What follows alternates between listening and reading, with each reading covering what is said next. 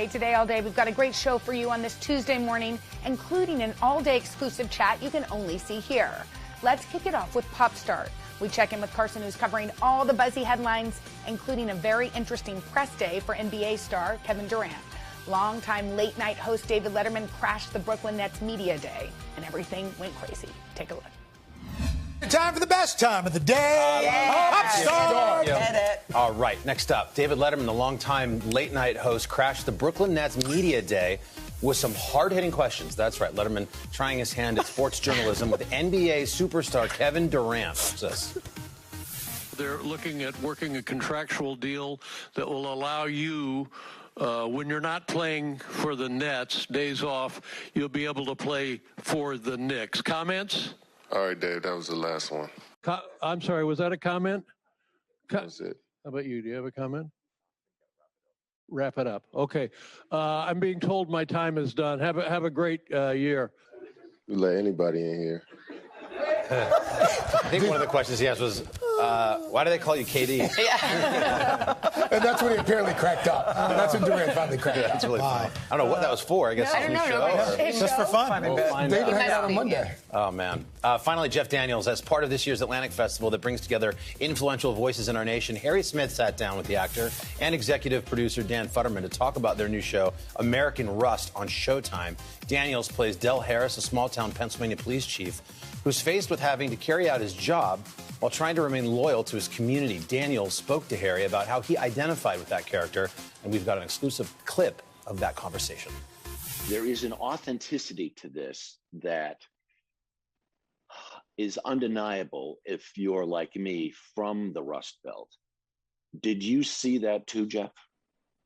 I did. I still live in Michigan. I'm around these people. I've kind of come to the conclusion that I am one of these people, that I grew up working class. I worked at my dad's lumber company.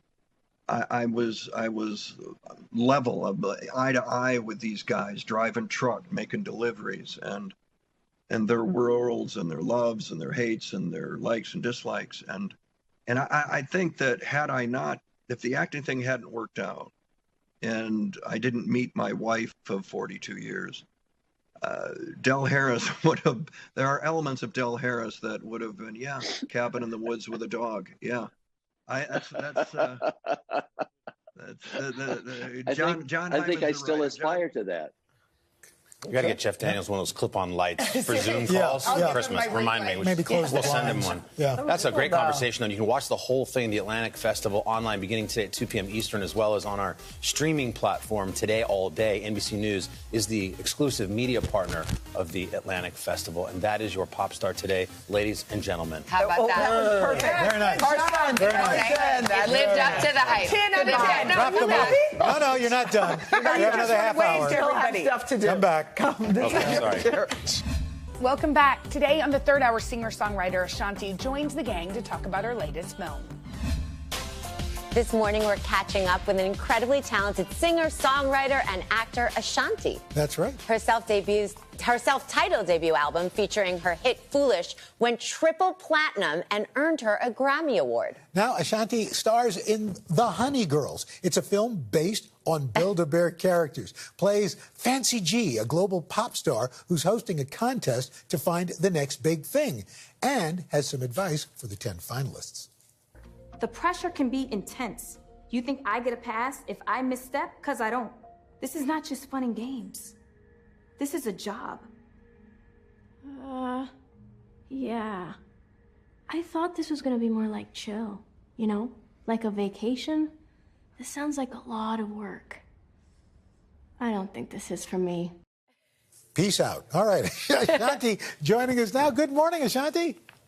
Good morning. Hey, so congratulations on the new film. And this must be pretty flattering to know that the director of this film wanted you so badly that she actually wrote you a letter. That's pretty cool. Oh my gosh, that was the most amazing. That's never happened before. So I was so touched and so humbled. And I was like, we have to do it based on the letter. Tell us about your character. I got to see the film last night, and she's very concentrated on business. But throughout the entire film, she finds herself in self-discovery. So did you relate to that character at all? I did actually. You know, just being an artist and playing an artist, obviously there are so many parallels and so many similarities. And there were periods of time in my career that I felt like, oh my gosh, what is happening? You know, like, why is this happening this way? This is not what I thought. You know, so I definitely could relate, you know, to a lot of those instances in Fancy G's character. But it's real, you know, and that's the thing that's so important, because as an artist, we're still real people. We still go through these problems like everyone else, you know, it's just on a different scale. A lot of eyes are on us, you know, so I appreciated that story being shared. And a lot of folks, we all had our lives put on hold because of the pandemic, performers as well, like yourself. And now you are out on tour. What is that like after that kind of forced hiatus, and now you're back in front of fans performing? You know, it is absolutely insane. I just left Toronto last night and I performed, and we were outside and it started raining, but there were so many people out there. It was sold out. And I was like, oh my gosh, guys, we're outside. And the crowd erupted. And it was just like such a surreal feeling, because this time last year, we were like all sitting at home. You know what I mean?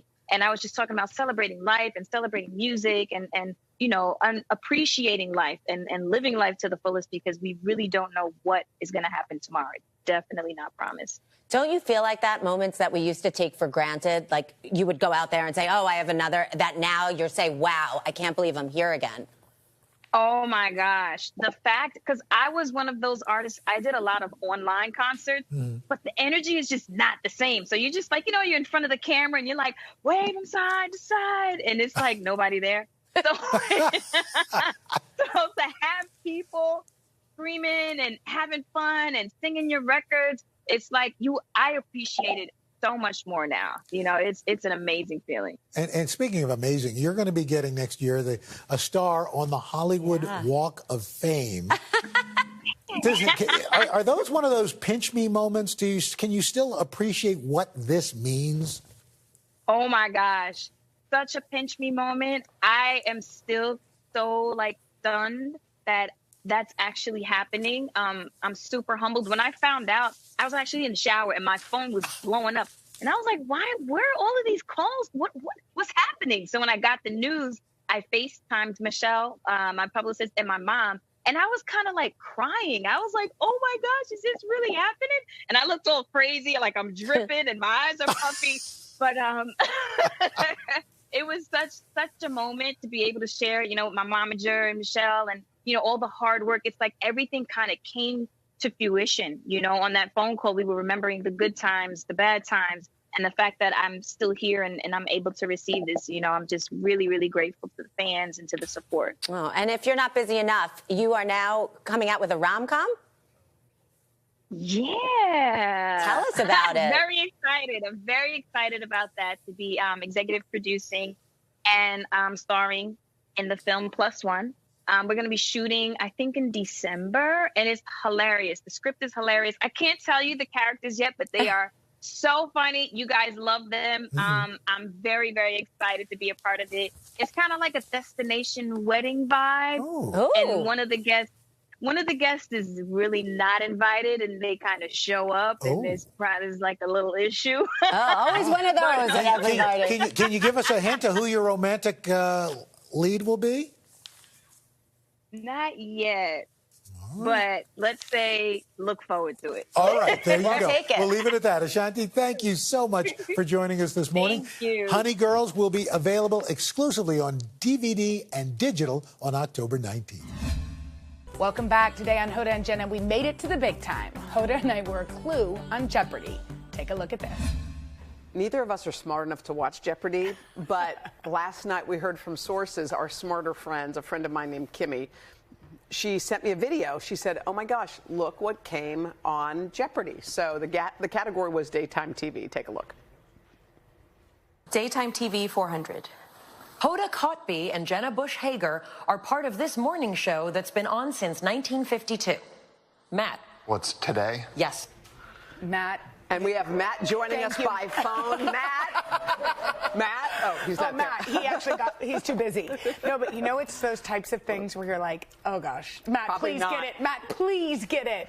That was kind of cool. That was kind of cool, yeah. I mean, Savannah hosted Jeopardy. That's real cool. Being a Clue is also cool. Listen, I'm just happy to be a Clue.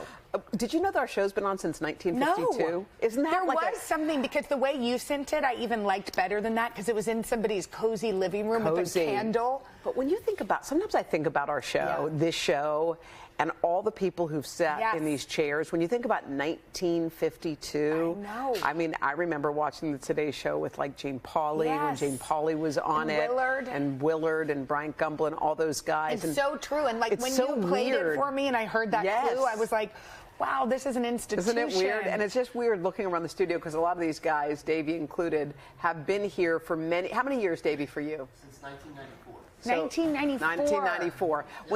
Who was the host when you were here? What's that? Who were the hosts of the show? It was Bryant and Katie, yeah.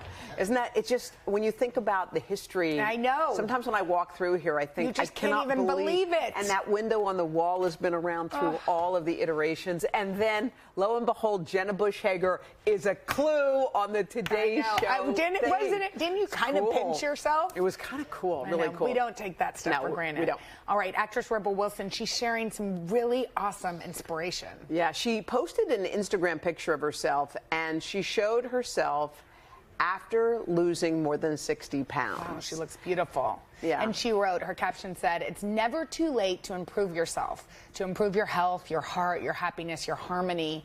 For everyone out there just trying to be a little bit better this week, go for it." Mm-hmm. I think it's so true. I do too. And Rebel, I didn't realize she was 41 years old. I didn't know that. And I remember she talked about sometimes for parts, she would always get the same kind of part because of her personality or what she's like and just the type she was cast in.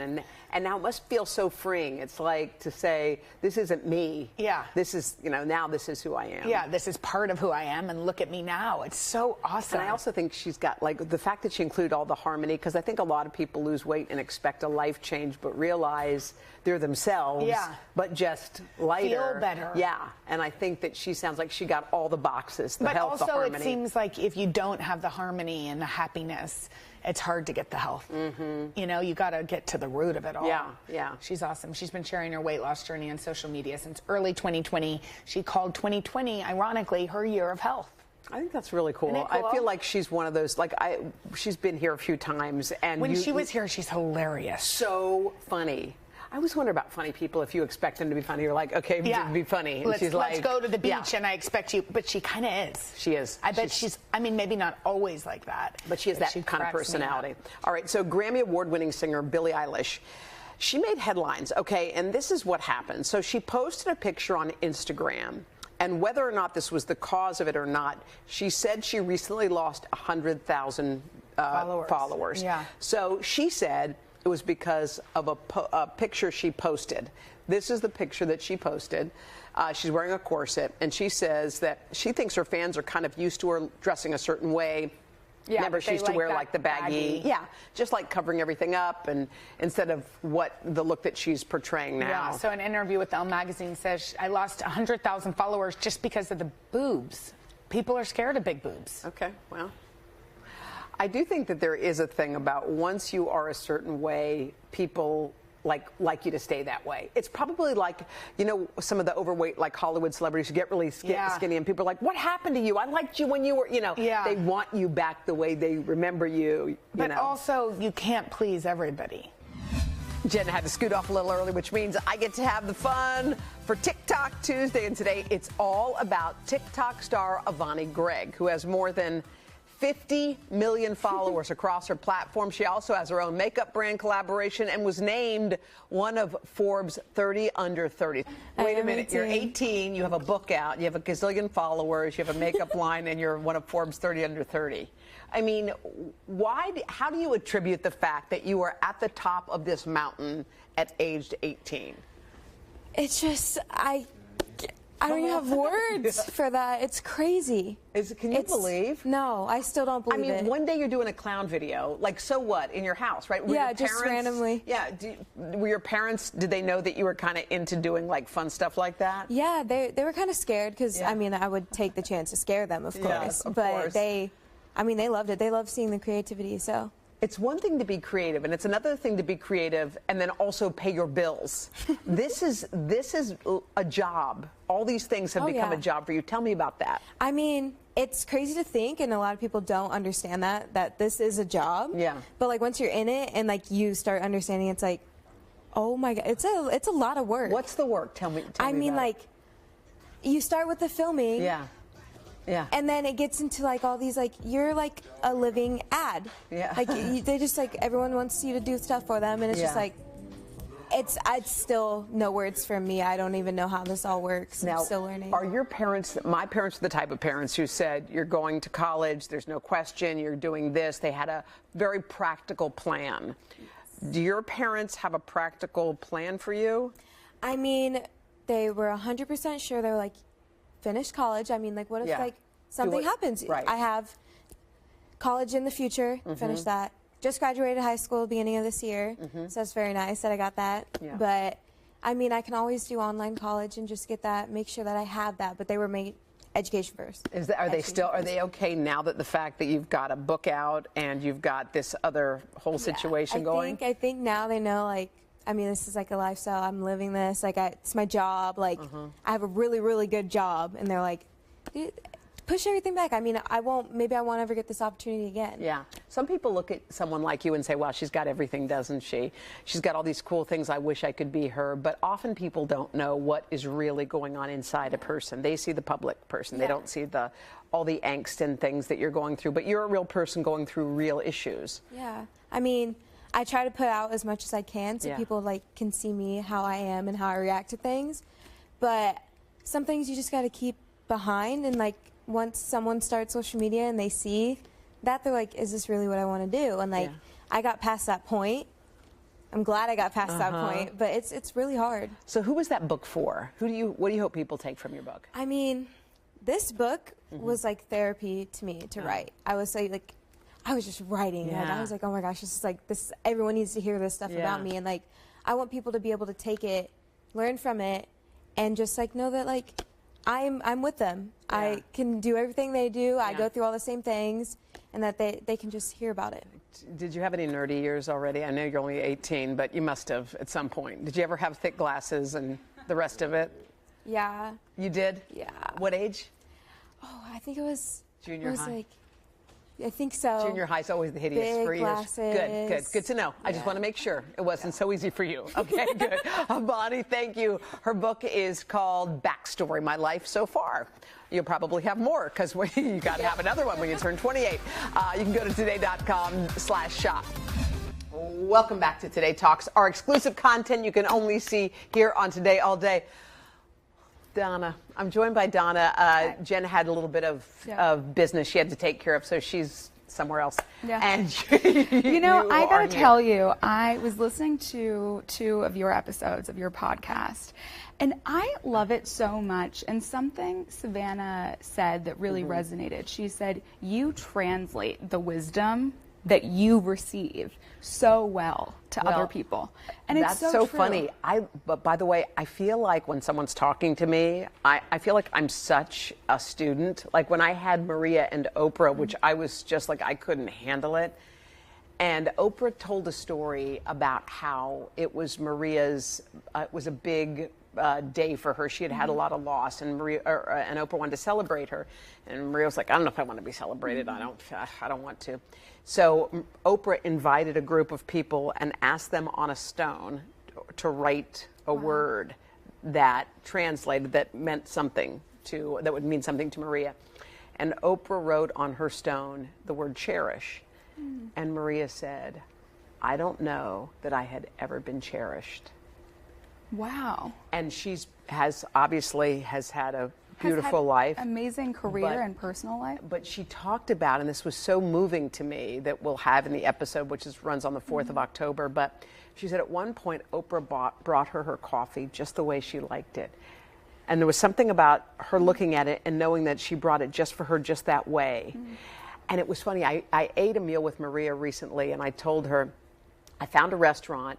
It's kind of fancy, but they also have your kind of food. Maria likes the food of a teenage boy. She likes chicken nuggets and French fries. She doesn't like anything fancy. But I said it also has your kind of food. And she looked at, when I saw her, she goes, look what you wrote.